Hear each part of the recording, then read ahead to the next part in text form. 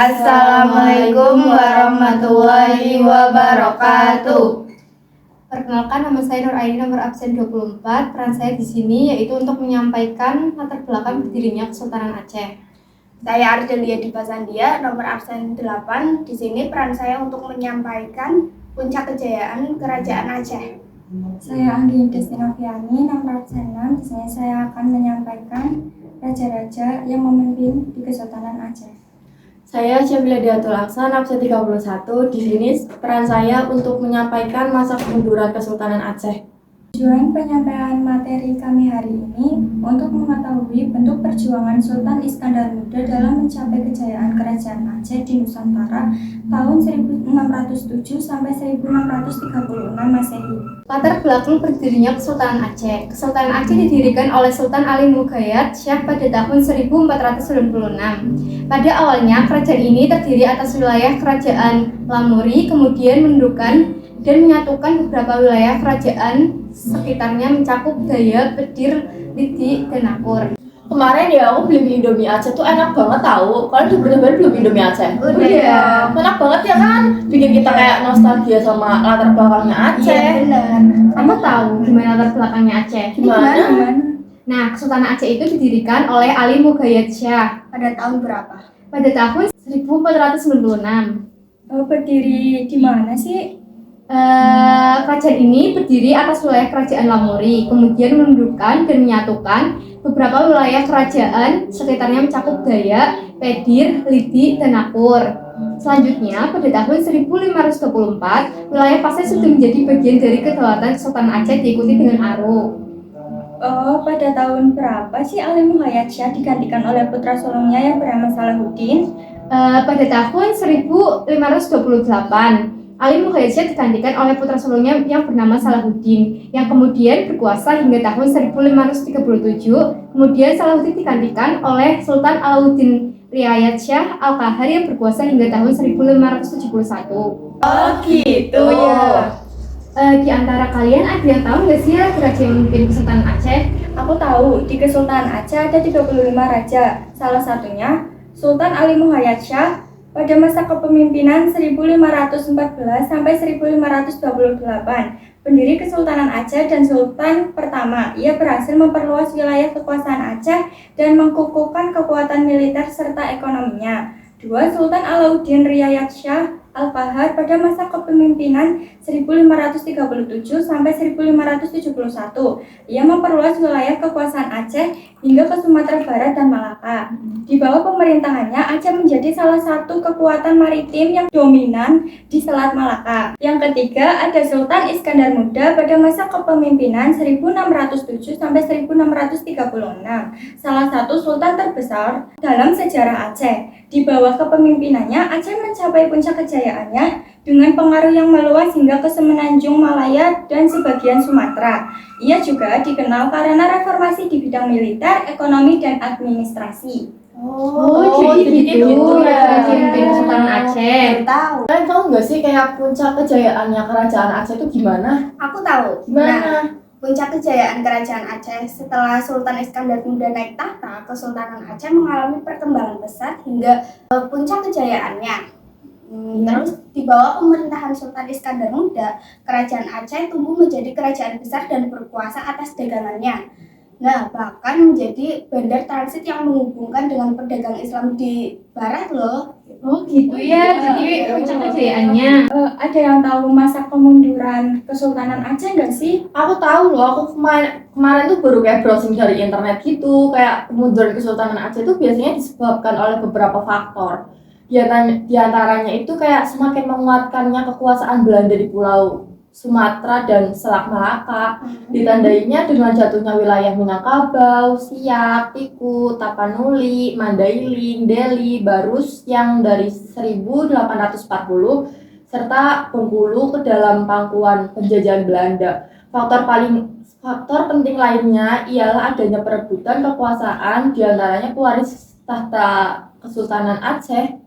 Jadi itu masa kemunduran Kesultanan Aceh. Iya gitu. Jadi kita kayak sama-sama belajar tentang Kerajaan Iya. Aceh kan? Iya.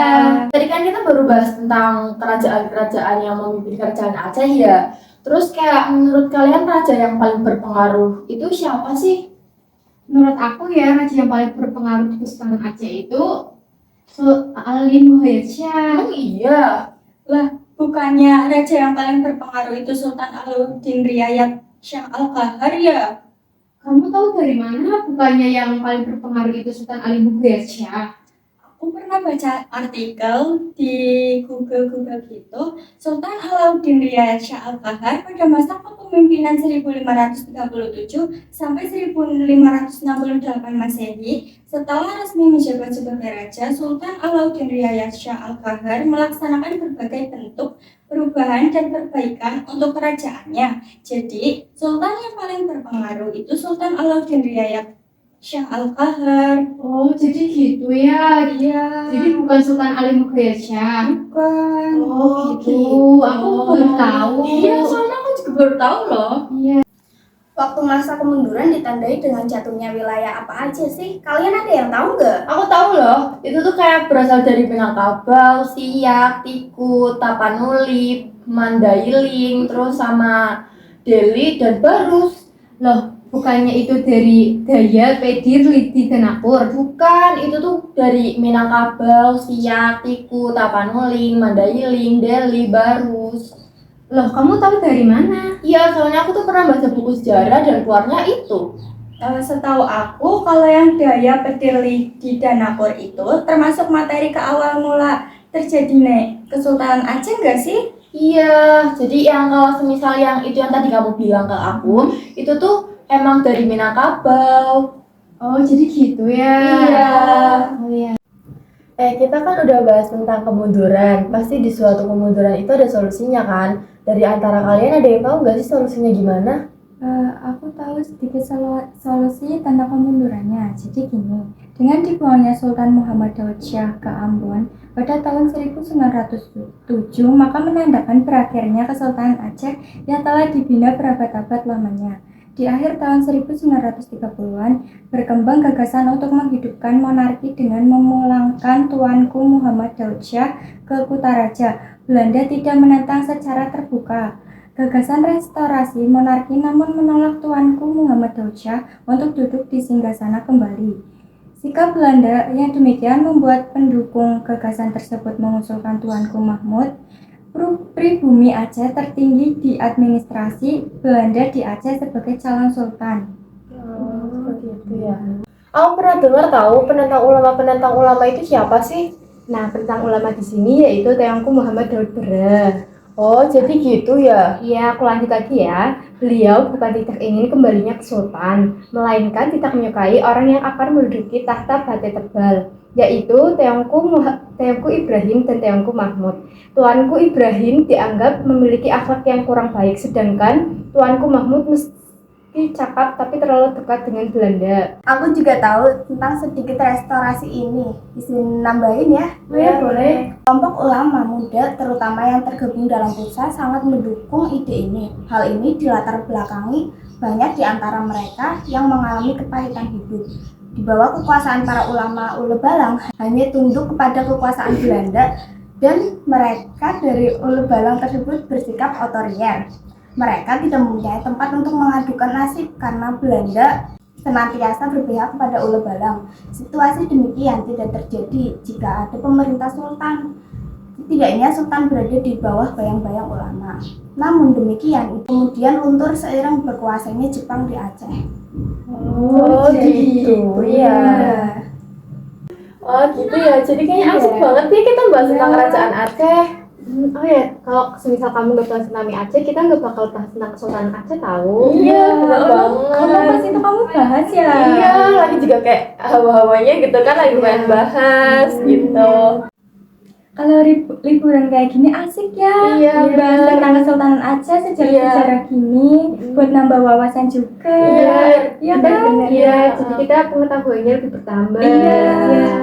Sekian podcast dari materi Kesultanan Aceh yang disampaikan oleh kelompok kami. Kurang lebihnya mohon maaf. Wassalamualaikum warahmatullahi wabarakatuh.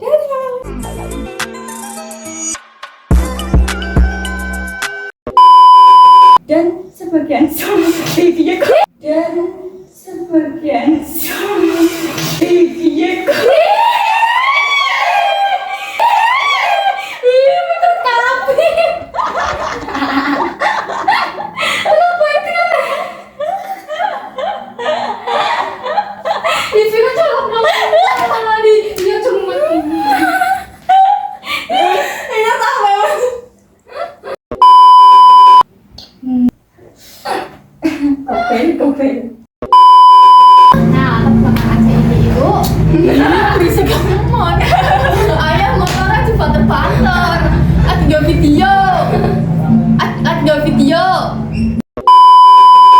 ini nomor absen 21. Saya di sini akan menyampaikan latar belakang Satu sih. keingetan SMP. Pada tahun berapa sih? Kok ini udah ngomong dari nasi ngomong? Apa namanya tidak ngomong? Berarti kamu ngomong dikit. Kok orang Tanya ngomong di sit. Oh iya ya. dikit terus makanya bingung ini. Tahun 1496. Pada awalnya kerajaan ini berdiri atas wilayah kerajaan Lamuri.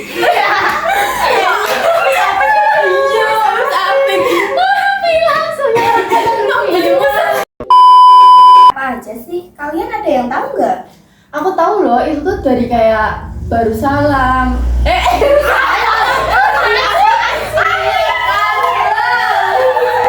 Itu tuh ditandai dengan jatuhnya wilayah Minangkabau, Siak, Tiku.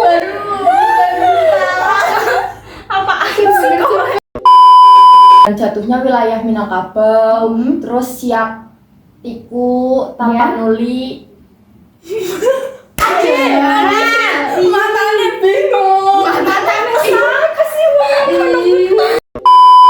Kejayaannya kerajaan Aceh tuh gimana? Aku tahu. Gimana tuh? Sabar, ya aku